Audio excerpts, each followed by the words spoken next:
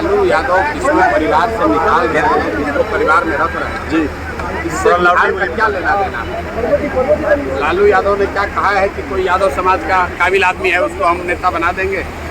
लालू यादव तो आज भी यही चाहते हैं कि तेजस्वी यादव ही बिहार के नेता बने।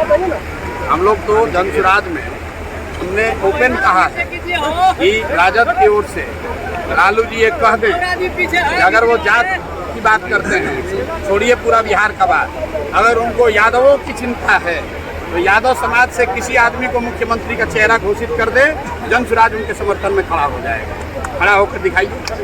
अरे ये जात तो एकदम चलने वाले जो नेता है नहीं कर रहे हैं, ये अपने परिवार की राजनीति कर रहे हैं, अपने बच्चों की राजनीति कर रहे हैं, इनको किसी की चिंता नहीं। नीतीश कुमार नीति आयोग की मीटिंग में शामिल नहीं हुए सर। नीति आयोग की मीटिंग में नीतीश कुमार शामिल नहीं हुए। नीतीश कुमार नीति आयोग के मीटिंग में इसलिए नहीं शामिल हुए कि जो बात हम लोग पिछले 2-3 महीने से बता रहे हैं कि शारीरिक और मानसिक तौर पर नीतीश कुमार स्वस्थ नहीं है। नीति आयोग के मीटिंग में जाते तो 4 आदमी देख लेता कि भाई इनका हालत है खराब, इसीलिए उनको ढाक तो उनके अफसर और 4 चाटुकार मंत्री उनको यहाँ पर रखे हैं, सुरक्षा के घेरे में रखे हुए हैं। नीति आयोग के बैठक में जाते तो वहाँ अन्य मुख्यमंत्रियों से मिलना पड़ता, कुछ बोलना पड़ता, देश की मीडिया देखती, वहाँ कैसे आप छुपते, इसीलिए डर के मारे नहीं गए और आज गए।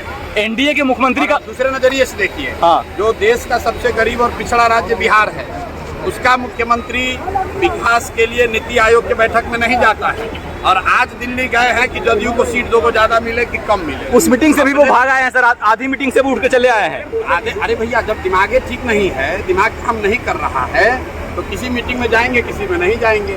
लेकिन जो समझने वाली बात है कि नीति आयोग बिहार के विकास के मुद्दे के लिए बैठक की, देश भर के मुख्यमंत्री जमा हुए थे, तो वहाँ पर न जाना चाहिए। प्राइवेट मीटिंग में आप जाइए चाहे न जाइए, उसका क्या फायदा। आपको लगता है सर इसके बाद भी बीजेपी उनको चेहरा मानेगी मुख्यमंत्री का? बीजेपी उनको चेहरा बनाकर चुनाव तक रखना ही रखना है बीजेपी को, क्योंकि जानता है कि न रखेंगे तो भाग के उधर चले जाएंगे। और 12 सांसदों का समर्थन भी दिल्ली में है।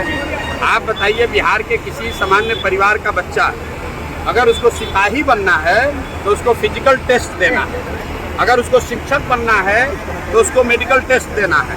लेकिन बिहार के मुखिया को ना शारीरिक जांच है ना मानसिक जांच है। ये आदमी को अपना नाम याद नहीं रहा है। किसी महिला को स्टेज पर पकड़ लिया, किसी राष्ट्रीय गान हो रहा है उसमें थपड़ी बजाने लगा, किसी आदमी को मान लीजिए कि उसका शोक में गए हैं वहाँ पर गाना गा रहे हैं।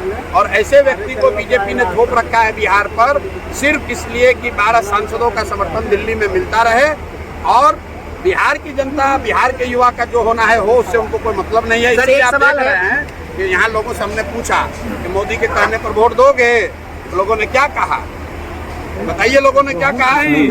एक लोग ने कहा नहीं देंगे। नीतीश कुमार का छुट्टी हो रहा है अब क्या भविष्य लग रहा है सर उनका चुनाव के बाद?